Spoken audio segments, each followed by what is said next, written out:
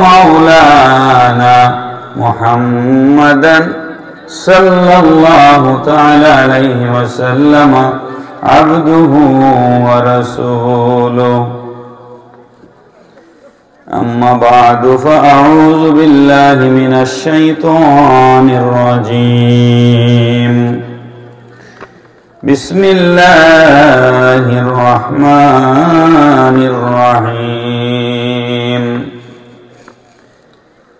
لا تجد قوما يؤمنون بالله واليوم الآخر يودون من حاد الله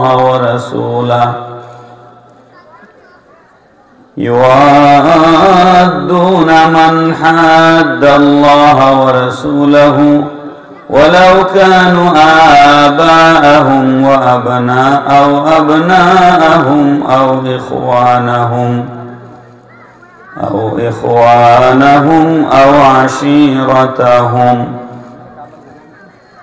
أولئك كتب في قلوبهم الإيمان وأيدهم بروح منه ويدخلهم جنات تجري من تحتها الأنهار خالدين فيها رضي الله عنهم ورضوا عنه أولئك حزب الله ألا إن حزب الله هم المفلحون صدق الله مولانا العظيم وصدق رسوله النبي الحبيب الكريم إن الله وملائكته يصلون على النبي يا أيها الذين آمنوا صلوا عليه وسلموا تسليما اللهم صل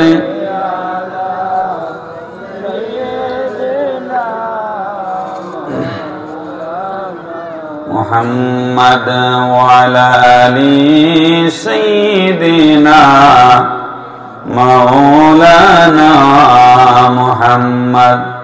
একটু মহব্বতে উচ্চ আওয়াজে দুরূদ শরীফ পড়তে কোনো আপত্তি আছে? একটু গলা ছেড়ে দেন, হৃদয়ের সমস্ত ভালোবাসা উজাড় করে দিন। আমাদের দুরূদ শরীফের আওয়াজ দয়াল নবীজি নিজ কান মোবারক দ্বারা শুনছেন। এই আকীদা বিশ্বাস রেখে উচ্চ আওয়াজে আমরা কয়েকবার দুরূদ শরীফ পড়ি। আল্লাহুম্মা সাল্লি আলা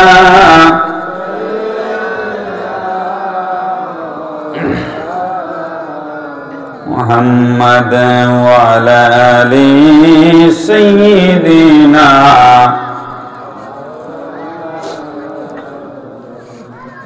तू जिंदा है वल्लाह, तू जिंदा है वल्लाह, मेरे चश्मे आलम से चुप जाने वाले। अल्लाहुम्मा सल्ली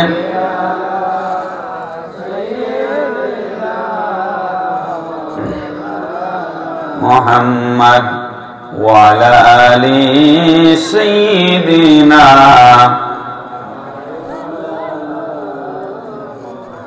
नाजनीन हजरत हक सदर बदरे कायनात नूरे चश्मे अंबिया चश्मे चिरागे मातुई। अल्लाहुम्मा सल्ली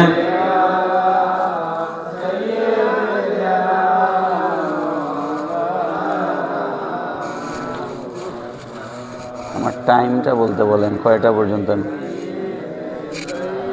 মাওলানা মুহাম্মদ সালাতুন ইয়া রাসূলুল্লাহ আলাইকুম সালামুন ইয়া হাবিবাল্লাহ আলাইকুম। সবাই একটু মহব্বতে পড়ুন না, সালাতুন ইয়া রাসূলুল্লাহ।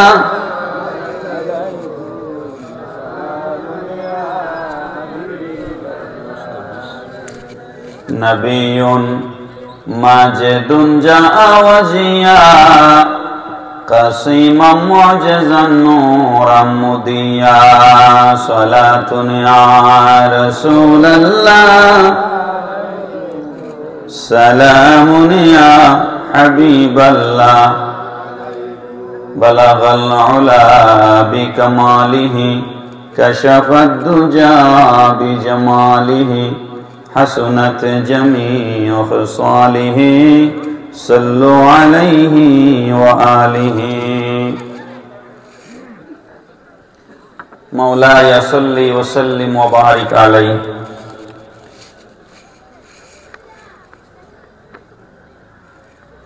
চিটাগ্রাম আলা হযরত সুন্নি যুব সংগঠনের উদ্যোগে চিটাগ্রাম ফার্ম গেট বাজার নাসিরনগর ব্রাহ্মণবাড়িয়া মাঠে আয়োজিত ষষ্ঠ বার্ষিক সুন্নি মহাসম্মেলনের মহতারাম সভাপতি, বাংলাদেশের ঐতিহ্যবাহী দরবার ফান্দাউক দরবার শরীফের গদিনিশিন পীর সাহেব,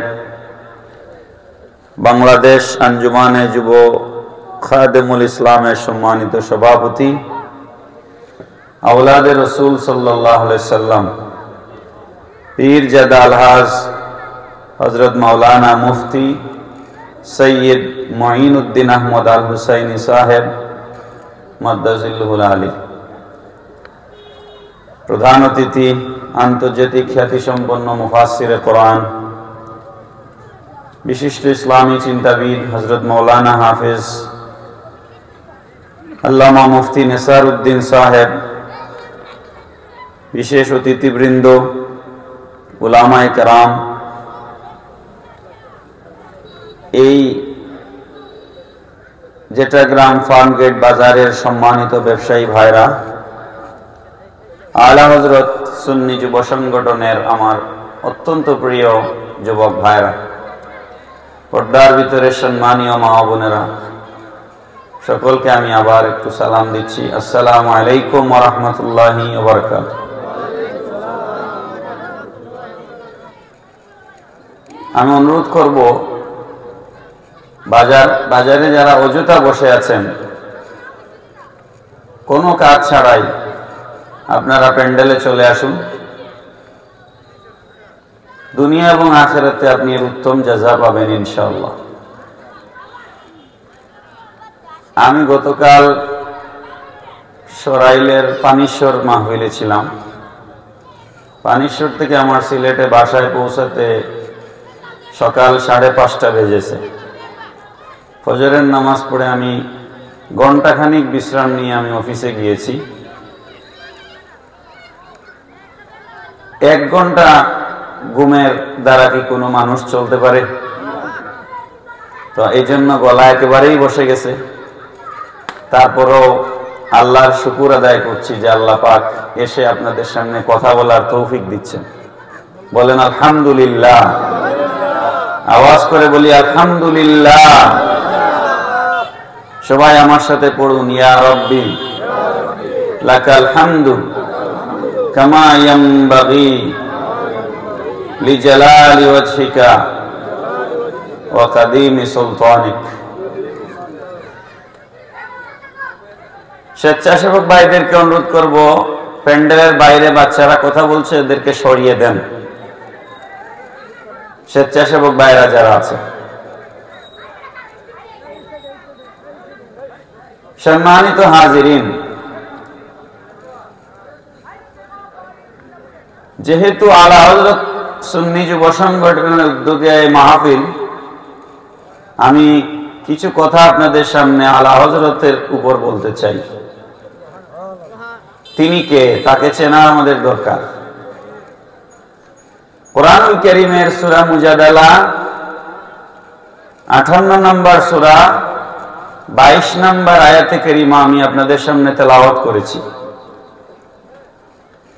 এই আয়াতে কারিমার আলোকে আমি কিছু কথা আপনাদের সামনে বলবো। পড়ুন ইনশাআল্লাহ।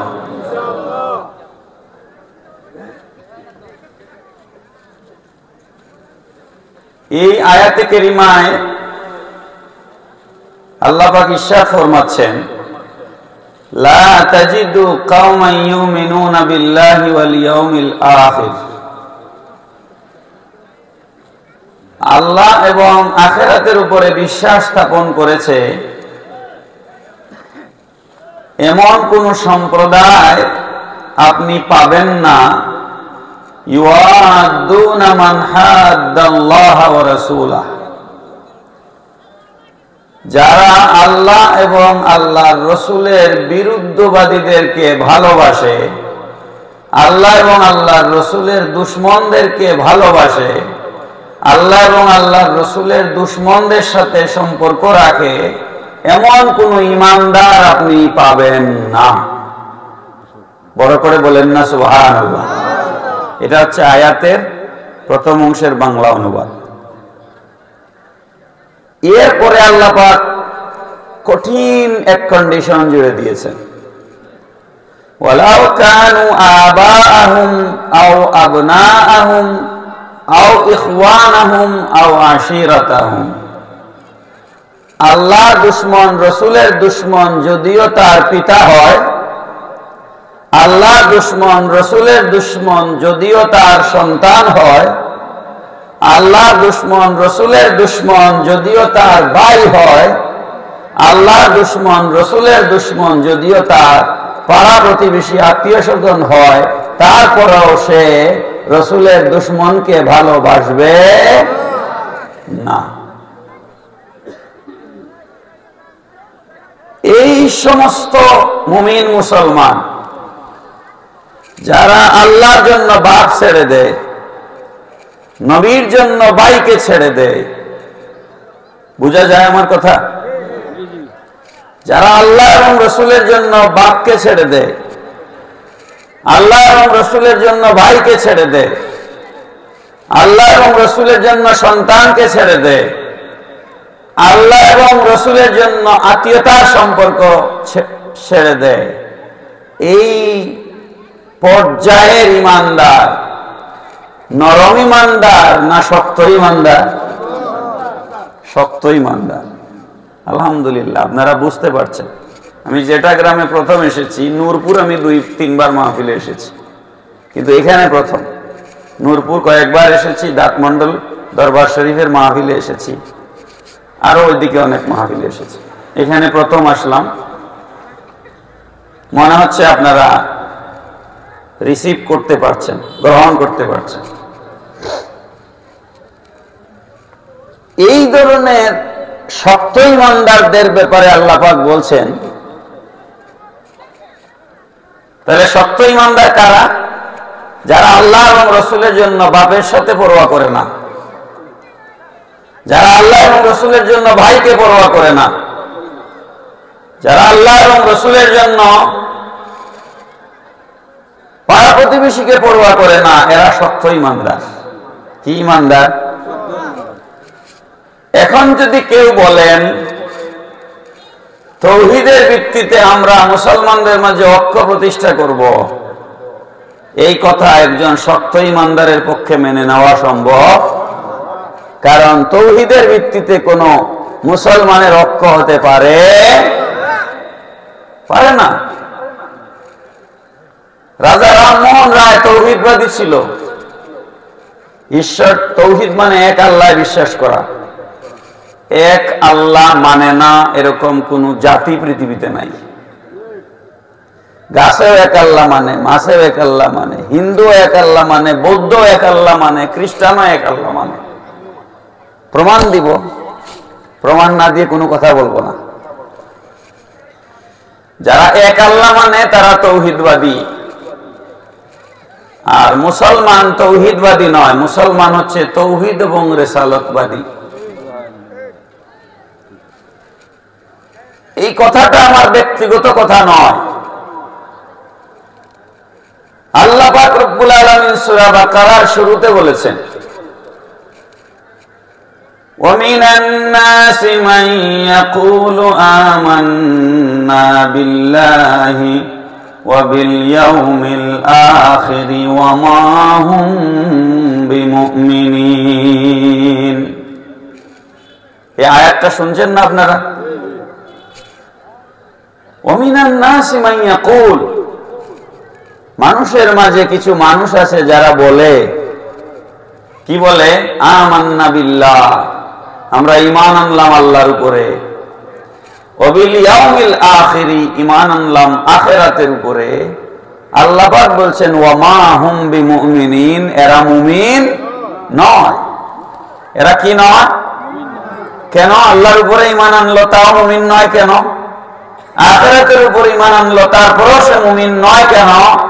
কারণ সে আল্লাহর উপর ঈমানের কথা বলেছে, আখিরাতের উপর ঈমানের কথা বলেছে, কিন্তু রাসূলের উপর ঈমানের কথা স্বীকৃতি দেয় নাই। কলিমার এক অংশ মানলে তো ঈমান হবে না। লা ইলাহা ইল্লাল্লাহ এটাও যেমন কলিমা, মুহাম্মদুর রাসূলুল্লাহ এটাও তেমন কলিমা, ঠিক না রে? ঠিক। এইজন্য আল্লাহ পাক ফতোয়া দিয়ে দিয়েছেন কোরআন শরীফে, ওয়া মা হুম বিমুমিনিন। আমাদের অনেক ভাইরা রিসালাতের স্লোগান দিতে আপত্তি করেন, করে না? দেখেন বুঝে কত অবাক। লা ইলাহা ইল্লাল্লাহ এটা হচ্ছে নারায়ে তাকবীর আল্লাহু আকবারের স্লোগান। মুহাম্মাদুর রাসূলুল্লাহ এটা হচ্ছে নারায়ে রিসালাত ইয়া রাসূলুল্লাহ স্লোগান। আযানের ভিতরে আশহাদু আল্লা ইলাহা ইল্লাল্লাহ এটা হচ্ছে তাকবীরের স্লোগান। আশহাদু আন্না মুহাম্মাদার রাসূলুল্লাহ এটা রিসালাতের স্লোগান। তো তাকবীর কালিমার ভিতরে আছে, রিসালাত কালিমার ভিতরে আছে, তাকবীর আযানের ভিতরে আছে, তাকবীর রিসালাত আযানের ভিতরে আছে, তাকবীর ইকামতের ভিতরে আছে, রিসালাত ইকামতের ভিতরে আছে। তো যেই রাসূলের রিসালাতের স্লোগান কালিমার ভিতরে আছে, আযানে আছে, ইকামতে আছে, খুতবায় আছে, নামাজে আছে, সেই রাসূলের স্লোগান মাহফিলে দিতে কোনো আপত্তি আছে? আল্লাহ পাক যারা বুঝে না তাদেরকে বুঝ দান করুন, সবাই বলুন আমিন।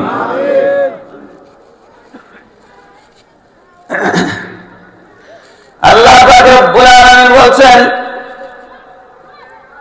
যারা আল্লাহ এবং আল্লাহর রাসূলের জন্য বাবাকে ছেড়ে দিতে পারে, আল্লাহ এবং আল্লাহর রাসূলের জন্য ভাইকে ছেড়ে দিতে পারে, আল্লাহ এবং আল্লাহর রাসূলের জন্য পুত্রকে ছেড়ে দিতে পারে, এদের ঈমান হচ্ছে মজবুত ঈমান। কি ঈমান? মজবুত ঈমান।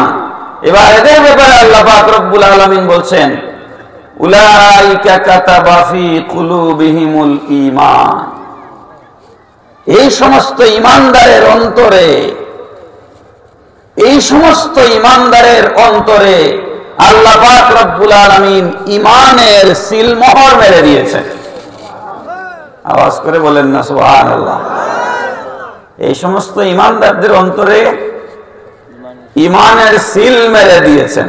কিসের সিল? ঈমানের সিল মেরে দিয়েছেন। ওয়া আইয়াদাহুম বিরূহিন মিনহু, আর ওই সমস্ত ঈমানদারদেরকে আল্লাহ পাক রব্বুল আলামিন সদা সর্বদা রূহুল কুদুস জিবরাইল আলাইহিস সালামকে দিয়ে তাদের নিরাপত্তার জিম্মাদার এবং এদের সহযোগিতা, এদের সাহায্য আল্লাহ পাক জিবরাইল আলাইহিস সালামকে দিয়ে করে থাকেন। আর এদের পুরস্কার কি? وَيُدْخِلُهُمْ جَنَّاتٍ تَجْرِي مِنْ تَحْتِهَا الْأَنْهَارُ, এদেরকে আল্লাহ পাক এমন এক বেহেশতের মধ্যে প্রবেশ করাবেন যেই বেহেশতের নিচ দিয়ে ঝর্ণা দ্বারা প্রবাহিত হচ্ছে। খালিদিনা ফিহা, তারা সেই বেহেশতে চিরস্থায়ী বসবাস করবে। রাদিয়াল্লাহু আনহুম ওয়া রাদু আন, আল্লাহ তাদের উপরে সন্তুষ্ট আর তারাও আল্লাহর উপরে সন্তুষ্ট। পড়েন না সুবহানাল্লাহ। উলাইকা হিজবুল্লাহ, আর এরা হচ্ছেন আল্লাহর দল। পড়েন সুবহানাল্লাহ। এরা কার দল? আল্লাহর দল। আলা ইন্না, আচ্ছা এটা আলা ইন্না হিজবাল্লাহি হুমুল মুফলিহুন, নিশ্চয় আল্লাহর দল যারা তারা সফল কামিয়াব। পড়েন সুবহানাল্লাহ। আজকের মাহফিলের প্রধান অতিথি আন্তর্জাতিক খ্যাতিসম্পন্ন মুফাসসিরে কোরআন হযরত মাওলানা আল্লামা মুফতি নেসারউদ্দিন সাহেব মাহফিলে তশরিফ এনেছেন। সবাই বলেন মারহাবা। সুতরাং মাহফিল পরিপূর্ণ হয়েছে। নির্দিষ্ট সময়ে উনি মঞ্চে আসবেন ইনশাআল্লাহ। উনি আসা পর্যন্ত আমি কথা বলবো। আপনারা বুঝতেই পারছেন আমার কথা বলতে অনেক কষ্ট হচ্ছে। আমাকে যদি মাহফিল কর্তৃপক্ষ মাঝে মাঝে একটু চা দিয়ে সহযোগিতা করেন তাহলে আমি একটু উপকৃত হব। তো দুরূদ শরীফ পড়ুন। আল্লাহুম্মা সাল্লি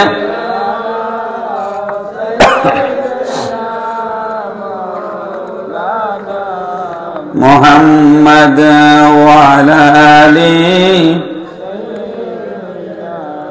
মাওলানা, একটু মহব্বতে পড়ুন না। আল্লাহুম্মা সাল্লি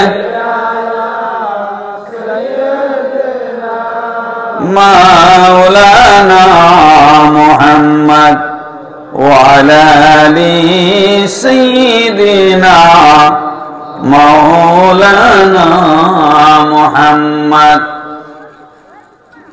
দেহ ঘরকে কাবা করে মন যেন হয় মদিনা, সেই মদিনায় নসিব হবে মুহাম্মদি ঠিকানা। আল্লাহুম্মা সাল্লি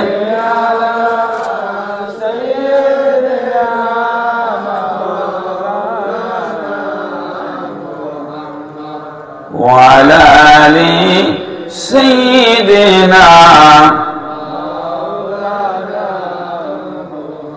প্যারা হাজিরিন, এই আয়াতে কারিমার ভিতরে আল্লাহ পাক রব্বুল আলামিন পাক্কা ঈমানদারের 7টা বৈশিষ্ট্যের কথা বলেছেন। কয়টা? 7টা বৈশিষ্ট্য আল্লাহ পাক পাক্কা ঈমানদারের এই আয়াতে বলেছেন। 1 নাম্বার বৈশিষ্ট্য হচ্ছে এরা গুস্তাখে রাসূলদেরকে ভালোবাসবে না। এটা 1 নাম্বার বৈশিষ্ট্য।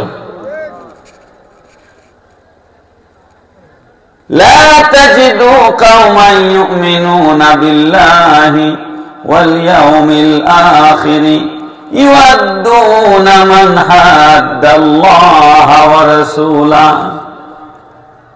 আল্লাহ এবং আল্লাহর রাসূলের প্রতি যারা বিদ্বেষ পোষণ করে এদেরকে ঈমানদাররা ভালোবাসবে না। 1 নাম্বার বৈশিষ্ট্য। 2 নাম্বার বৈশিষ্ট্য আল্লাহ পাক রব্বুল আলামিন বলছেন উলাইকা কাতাবা ফি কুলুবিহিমুল ঈমান, আল্লাহ পাক রব্বুল আলামিন স্বয়ং ঈমানদারদের অন্তরে ঈমানের সিলমোহর মেরে দিয়েছেন। 3 নাম্বার বৈশিষ্ট্য আল্লাহ পাক বলছেন ওয়া আইয়াদাহুম বিরূহিম মিনহু, এই সমস্ত ঈমানদার যারা আল্লাহ এবং আল্লাহর রাসূলের জন্য পিতামাতা ভাই বোন আত্মীয় স্বজনকে ছেড়ে দিতে পারে এমন পর্যায়ের ঈমানদারদেরকে আল্লাহ পাক রব্বুল আলামিন রূহুল কুদুস জিবরাইল দ্বারা সাহায্য করেন। আর 4 নাম্বার বৈশিষ্ট্য হচ্ছে ওয়ায়ুদখিলুহুম জান্নাত, এই ঈমানদারদেরকে আল্লাহ পাক রব্বুল আলামিন জান্নাতে প্রবেশ করাবেন। 5 নাম্বার বৈশিষ্ট্য হচ্ছে রাদিয়াল্লাহু আনহুম ওয়া রাদু আন, এদের উপরে আল্লাহ রাজি আর আল্লাহর উপরে তারা রাজি। পড়েন না সুবহানাল্লাহ। 6 নাম্বার বৈশিষ্ট্য হচ্ছে ইকা হিজবুল্লাহ, এরা হচ্ছে আল্লাহর দল। আর 7 নাম্বার বৈশিষ্ট্য হচ্ছে হুমুল মুফলিহুন, এরা দুনিয়া এবং আখিরাতে কামিয়াব। বড় করে বলেন সুবহানাল্লাহ। তাহলে প্রকৃত ইমানদারের বৈশিষ্ট্য 60টা। কয়টা? 60টা। আয়াত 22, সূরা নম্বর 58, সূরা মুজাদালা। বাসায় কোরআন শরীফ অনুবাদ থাকলে পড়ে নেবেন। কানজুল ইমান করে রাখবেন, কানজুল ইমান। আর হযরত যার নামে সংগঠন করেছেন উনি কোরআন শরীফের যে তরজমা করেছেন এটার নাম হচ্ছে কানজুল ইমান। এটার নাম কি? কানজুল ইমান। এটা প্রথম মৌলানা আব্দুল মান্নান সাহেব অনুবাদ করেছেন, তারপরে আবার আমার বন্ধু ফরিদগঞ্জ মজিদিয়া কামিল মাদ্রাসার প্রধান মুহাদ্দিস আল্লামা মুফতি নিজামউদ্দিন নোমানী আবার এটার দ্বিতীয়বার বাংলা অনুবাদ করেছেন উচ্চারণ সহ, বাংলা উচ্চারণ সহ। সুতরাং আপনারা যেটা পান জোগাড় করে পড়বেন, মিলিয়ে নিবেন আমরা যে আয়াতটা বললাম ঠিক বললাম কিনা। এমন আমাদের দেশে বক্তা আছেন কুল হুয়াল্লাহ সূরার অনুবাদ জানে না, আপনারা 50,000 টাকা হাদিয়া দেন। আছে না নাই?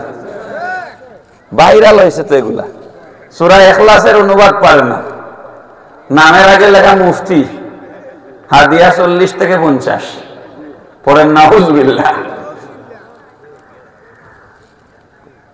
এই জন্য আপনারা বাসায় নিয়ে একটু মিলাই নেবেন ঠিকঠাক বলতেছি কিনা আমরা।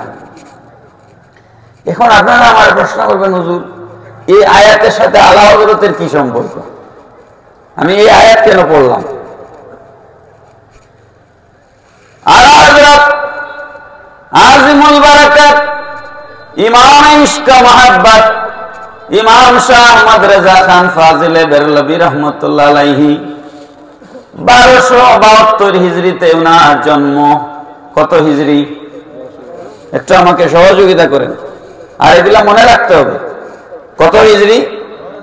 1272 হিজরি 10 শাবান, আর 1856 ইংরেজিতে উনার জন্ম।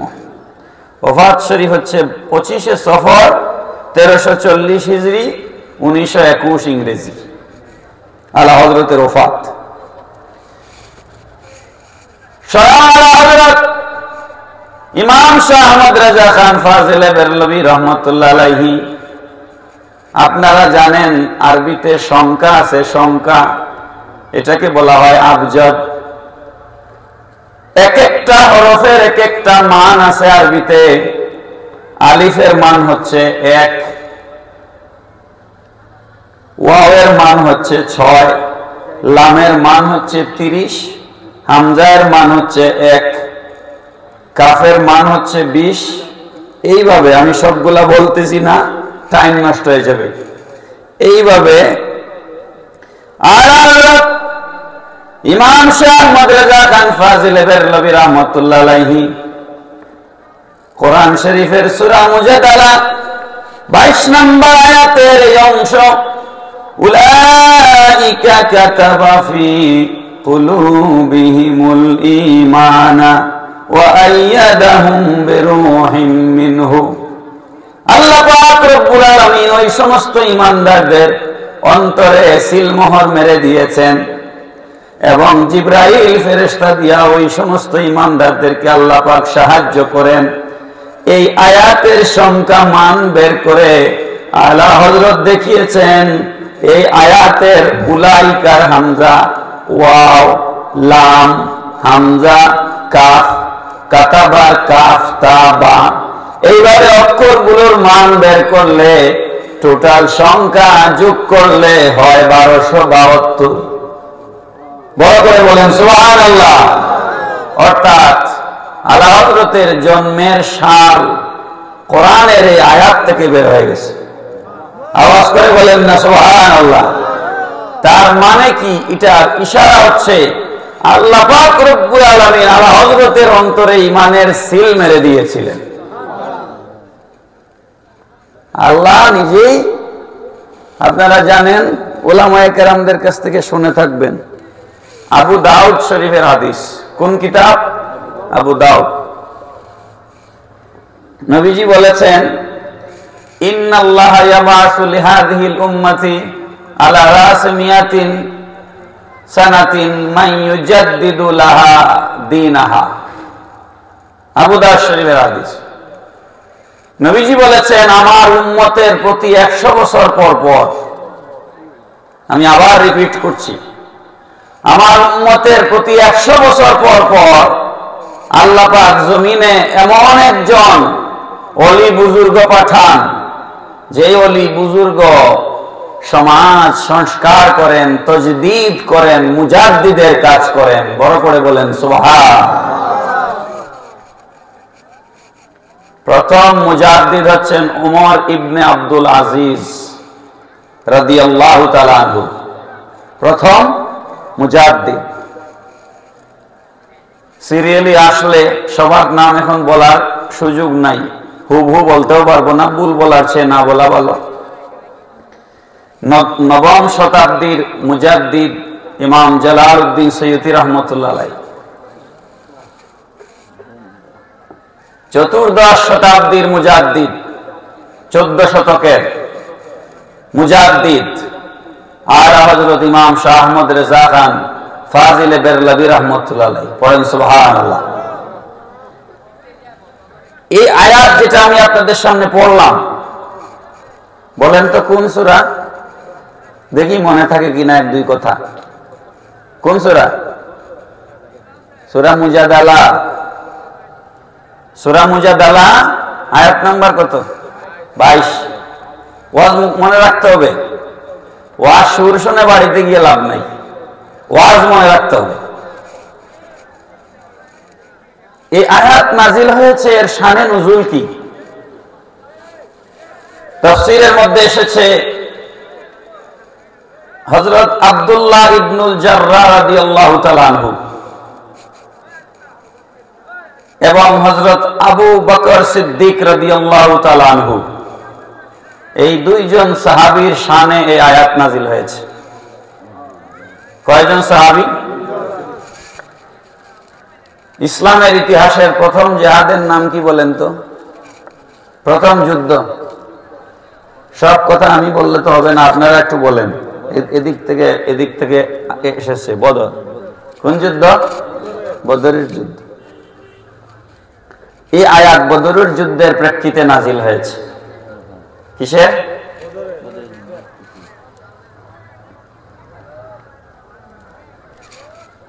বদরের যুদ্ধ ইসলামের ইতিহাসের প্রথম যুদ্ধ।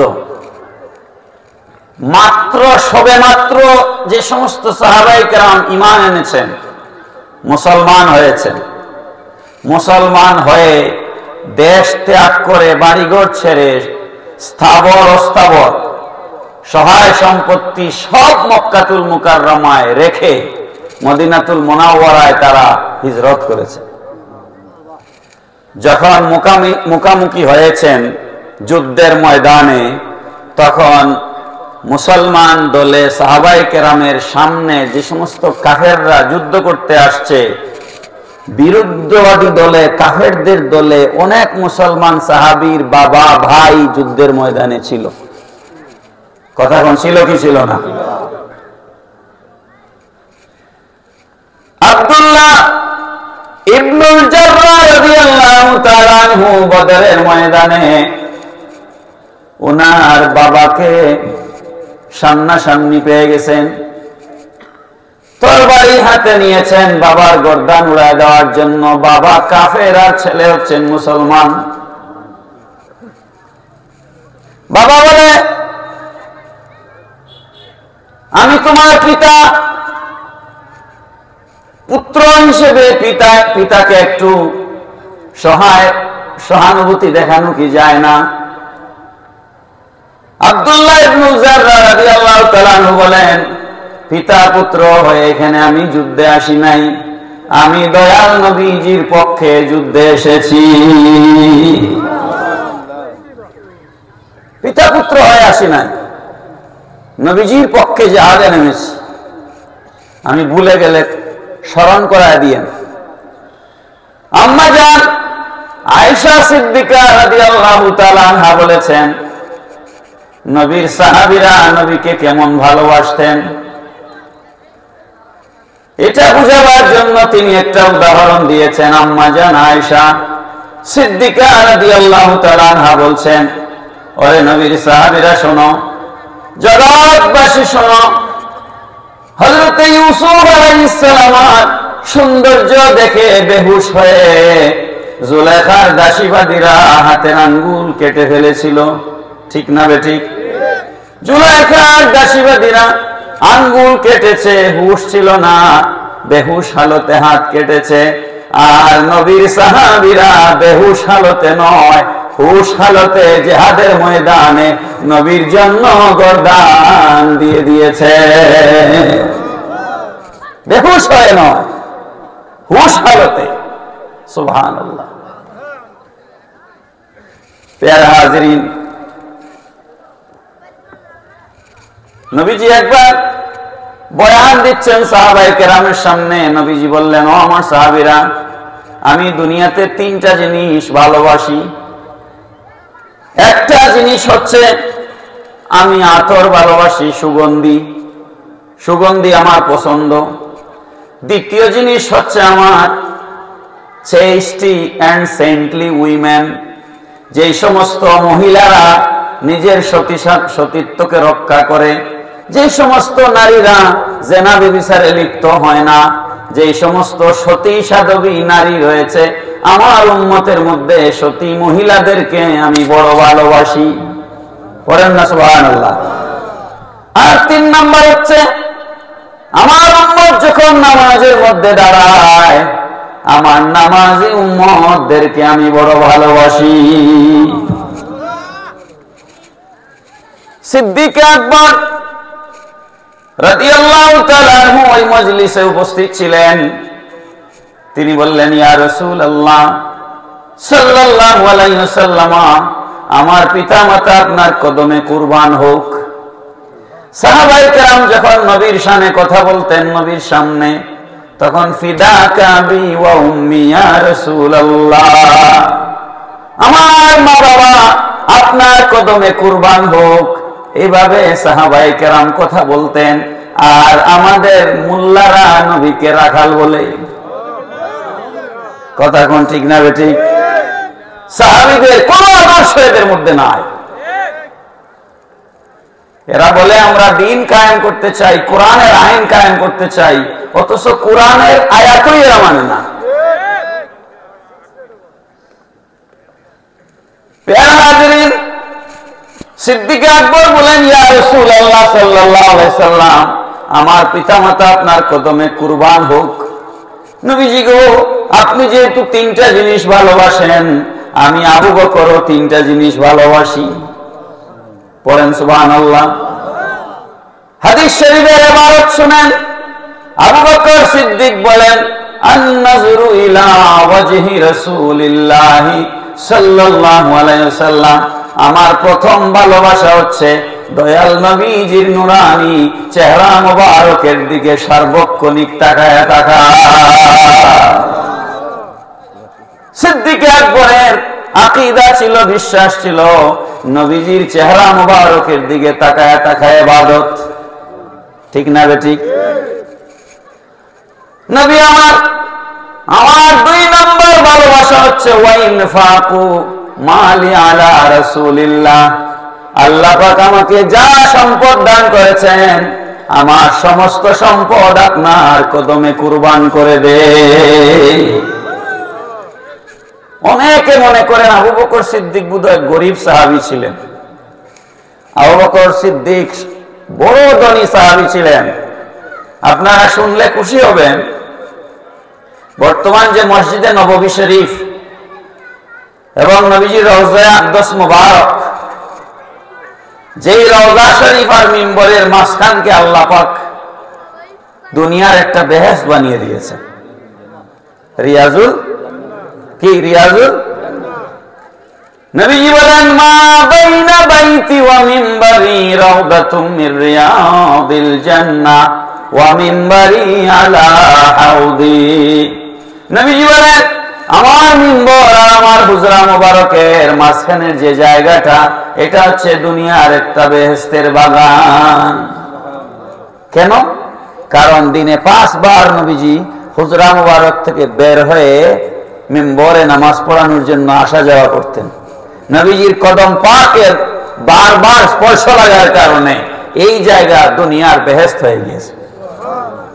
আর নবীজি বলেন, ওয়া মিম্বারি আলা হাউদি, আমার মিম্বর হচ্ছে হাউজে কাউসারের উপরে। আমার মিম্বর হাউজে কাউসারের উপরে। এবার আপনারা বলেন তো, আবু বকর সিদ্দিক কত বড় সৌভাগ্যবান, যার জমিনের মধ্যে নবীজি শুয়ে আছেন। এটা কি সহজ কথা? সিদ্দিক আকবরের জমিতে আল্লাহর নবী শুয়ে আছেন।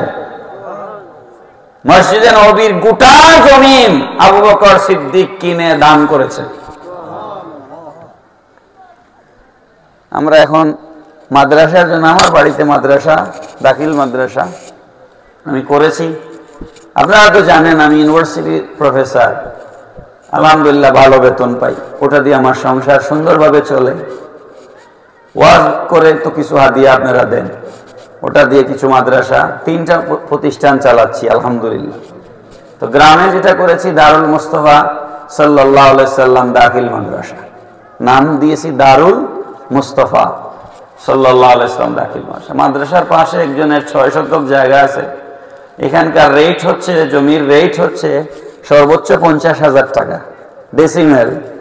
সে 6 শতক জায়গা এখন আমাদের কাছে 10 লাখ টাকা চাইয়া বসছে।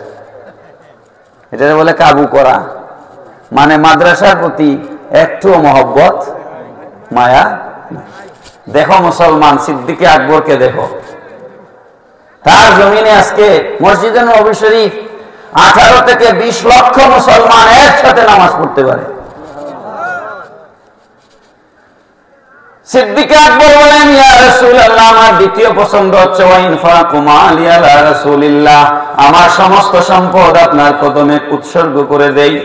আর আমার 3 নাম্বার পছন্দ হচ্ছে ওয়াইয়াকুনা ইবনাতি তাহতা রাসূলিল্লাহ সাল্লাল্লাহু আলাইহি ওয়াসাল্লাম, আমার একটা মেয়ে আছে, নাম হচ্ছে আয়েশা, যদিও বয়স কম, কিন্তু নবী গো আপনি যদি মেহেরবানি করে গ্রহণ করেন, আমি বড় ভালোবাসি, আমার মেয়েকে আপনার সাথে শাদী মুবারক দেই।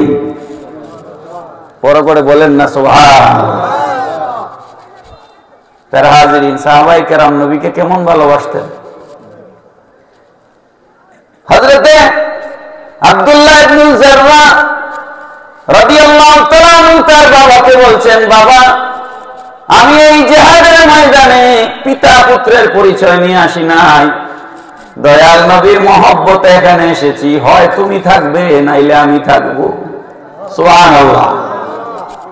বিসমিল্লাহ বলে বাবার গর্দান উড়ায় দিলেন। জিহাদ শেষ হওয়ার পর আব্দুল্লাহ ইবনে জাররা রাদিয়াল্লাহু আনহুর সম্মানে কোরআন শরীফের এই আয়াত নাযিল হয়ে গেছে।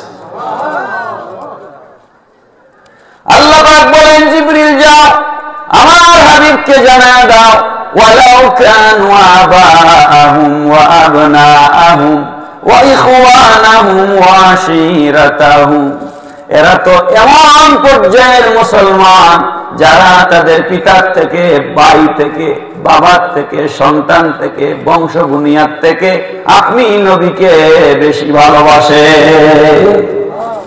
আপনার মহব্বতে বাবাকে শেষ করে দিয়েছে জিহাদের ময়দানে, তার ইজ্জতে এই আয়াত নাযিল হয়েছে।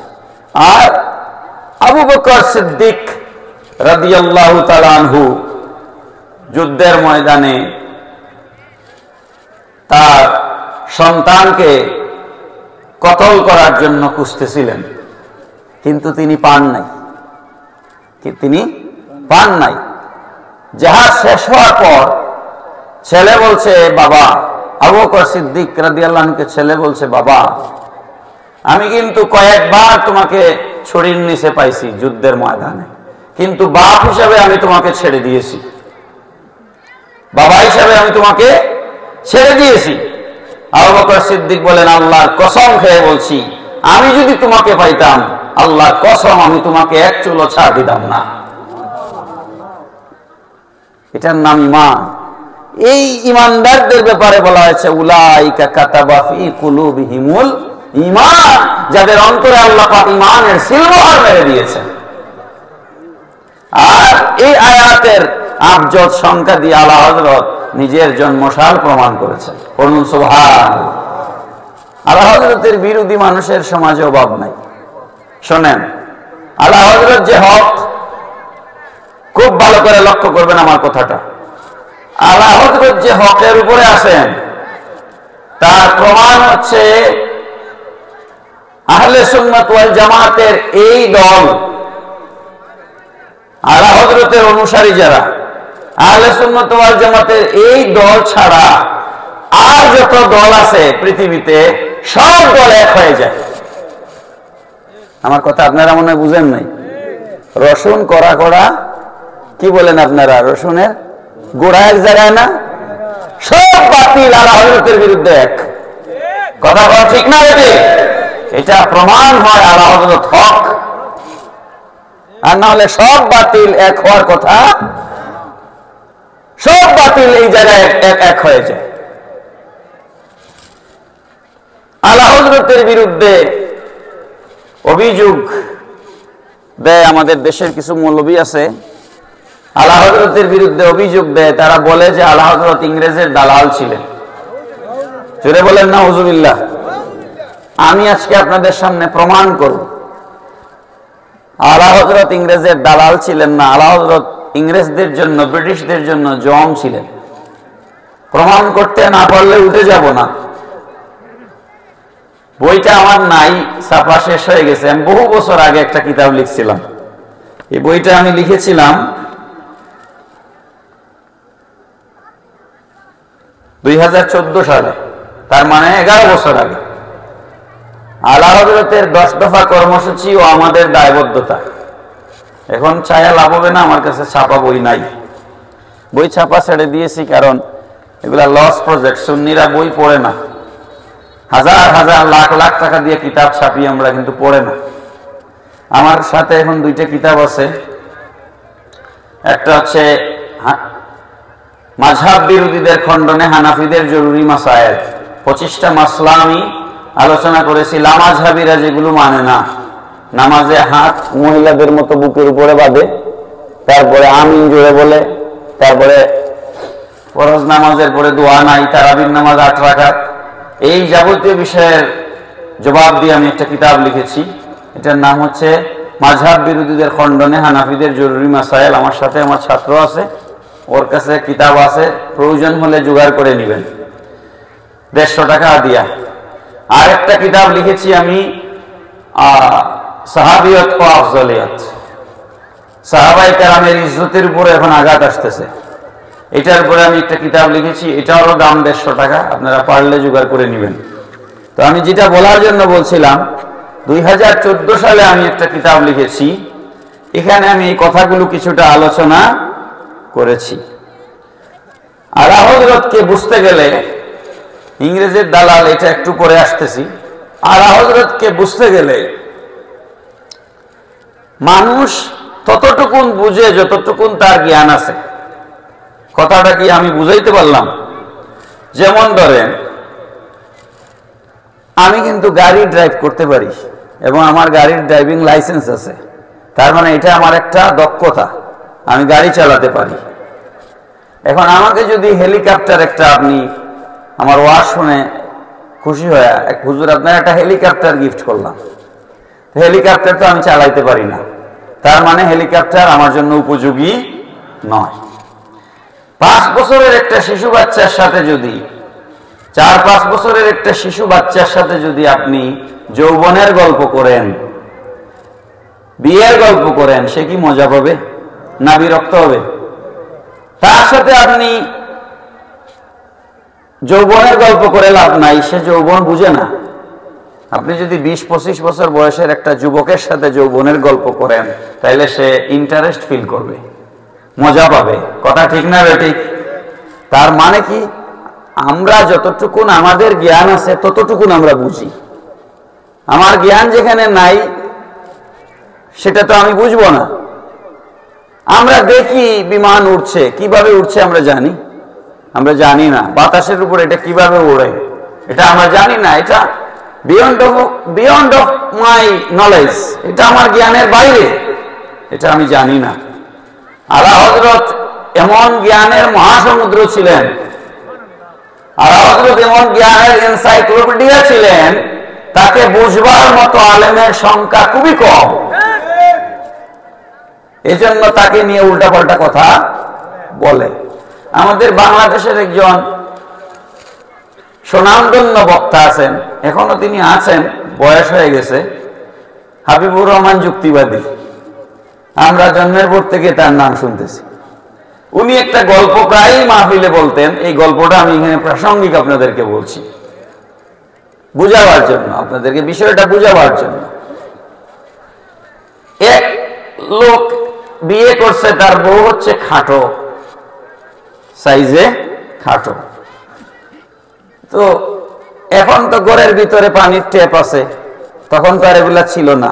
কলসি নিয়ে পানি আনতে যাওয়া লাগতো পুকুরে। তো সে কলসি দিয়ে পানি ভরে আনছে, আনিয়ে যখন কলসিটা রাখে, তখন তার নাকের সাথে বাড়ি খেয়ে নাকের ফুলটা কলসির ভিতরে পড়ে গেছে। নাকের ফুল কলসির ভিতরে পড়ে গেছে। এখন সে ফুলটা উঠাবার জন্য অনেক চেষ্টা করতেছে, ফুল আর উঠাইতে পারে না। তো শাশুড়ি দেখছে, দেখে জিজ্ঞেস করে, কি হয়েছে বৌমা? বলে, আমার নাকের ফুল কলসির নিচে পড়ছে, আমি খুঁজতেছি। তো কলসির তলায় খুঁজো, তাইলে তো পেয়ে যাবে। তো বউ বলতেছে, তলায় তো খুঁজতেছি, এই কলসির তো তলায় নাই।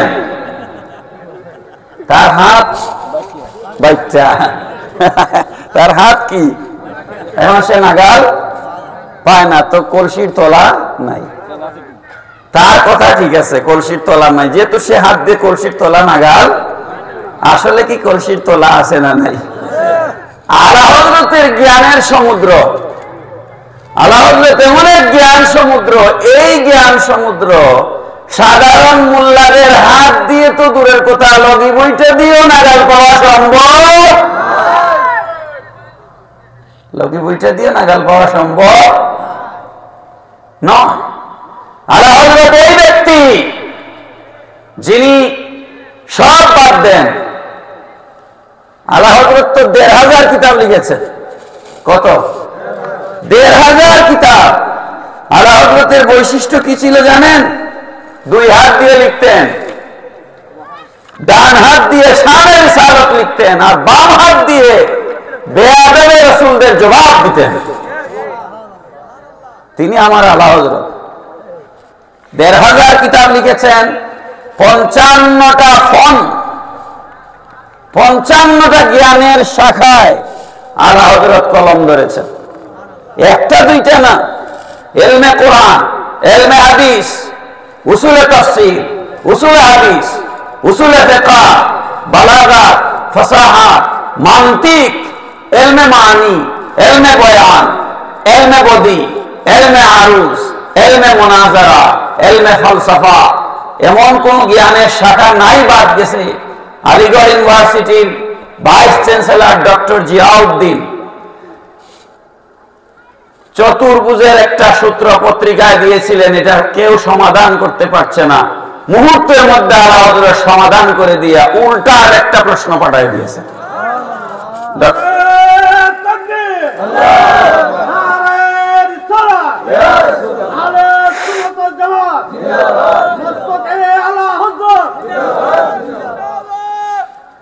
এরপরে আরেকটা গণিতের একটা সূত্র কোনোভাবেই সমাধান করতে পারছেন না। তো তার ইউনিভার্সিটির ম্যাথমেটিক্সের যত প্রফেসর আছে সবাইকে তিনি বলছেন, এটা সলভ করার চেষ্টা করো, কেউ পারে না। পরে একজন বলে, এটা ওই বেরেলির ইমাম আহমদ রেজা ছাড়া আর কেউ পারবে না। ডক্টর জিয়াউদ্দিন তখন নিজে আলা হযরতের বাড়িতে গেছেন, গিয়ে বলছেন, হুজুর এটা একটু সমাধান করে দেন। মুহূর্তের মধ্যে তিনি সমাধান করে দিলেন। ডক্টর জিয়াউদ্দিন বলছেন, আমার মনে হয় তিনি এমন ভাবে এটা সমাধান দিলেন, আমার মনে হয় আগের থেকেই তিনি উত্তর রেডি করে রেখেছেন। এমন জ্ঞান আল্লাহ পাক তাকে দান করেছিলেন। 1,500 কিতাব বাদ দেন। আজ যে সমস্ত মৌলবী আলা হযরতের বিরুদ্ধে কথা বলে, আলা হযরতের ফতোয়ায়ে রেজবিয়া একটা কিতাব তার 14 গোষ্ঠীর পক্ষে লেখা সম্ভব। এক ফতোয়ায়ে রেজবিয়া 12 খণ্ড। কয় খণ্ড? 12 খণ্ড। এক এক খণ্ডে 1000 পৃষ্ঠার উপরে, 12,000 পৃষ্ঠার ফতোয়া কিতাব। আল্লামা ইকবাল রাহমাতুল্লাহ আলাইহি ফতোয়ায়ে রেজবিয়া সম্পর্কে মন্তব্য করেছেন। আল্লামা ইকবাল বলেন, এই জাতীয় একটা ফতোয়া কিতাব 12,000 পৃষ্ঠা একটা ফতোয়া কিতাব যিনি লিখেছেন ইমাম শাহ আহমদ রেজা খান ফাজিল বেরলভী রাহমাতুল্লাহ আলাইহি, আমি ইকবাল মনে করি ইনি হচ্ছেন এই জমানার ইমামে আজম আবু হানিফা, এই জমানার ইমাম আজম।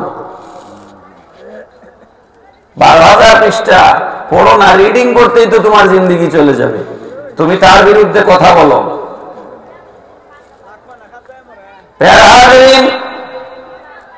এবার আসুন, আলা হযরতকে ইংরেজের দালাল বলা হয়। আমি আপনাদের সামনে 2-3টা উদাহরণ দিব, দিলে বিষয়গুলো পরিষ্কার হয়ে যাবে ইনশাআল্লাহ। মোবাইল, অ্যান্ড্রয়েড মোবাইল এখন প্রায় সবার ঘরেই আছে, আছে না নাই? এই মুহূর্তে এই প্যান্ডেলের নিচে বসে আপনি আমার কথা পরীক্ষা করতে পারবেন, আমি সঠিক বলছি না ভুল বলছি। আমিও তো একটা ইউনিভার্সিটির প্রফেসর, আর আমার ইউনিভার্সিটি বাংলাদেশের প্রথম সায়েন্স অ্যান্ড টেকনোলজি ইউনিভার্সিটি। আপনি গুগলে ঢুকেন, আলা হযরত লিখে দেন, আলা হযরতের নামে ইন্ডিয়াতে একটা ট্রেন আছে। আমি দুইবার ইন্ডিয়া গিয়েছি। আলা হযরতের নামে ইন্ডিয়াতে একটা ট্রেন আছে, যে ট্রেনের নাম হচ্ছে আলা হযরত এক্সপ্রেস। আপনি এখন লিখেন গুগলে আলা হযরত এক্সপ্রেস, যদি না আসে আমারে প্রশ্ন করেন যে হুজুর আউল ফাউল কথা বলেন কেন। এখন লিখেন গুগলে আলা হযরত এক্সপ্রেস। আলা হযরত এক্সপ্রেস এই ট্রেনটা ভারতের বেরলি থেকে ভুজ, বেরলি একটা শহর, বেরলি থেকে ভুজ আর একটা শহর ভুজ, বেরলি থেকে ভুজ পর্যন্ত এই ট্রেনটা চলে 1543 কিলোমিটার। কত কিলোমিটার?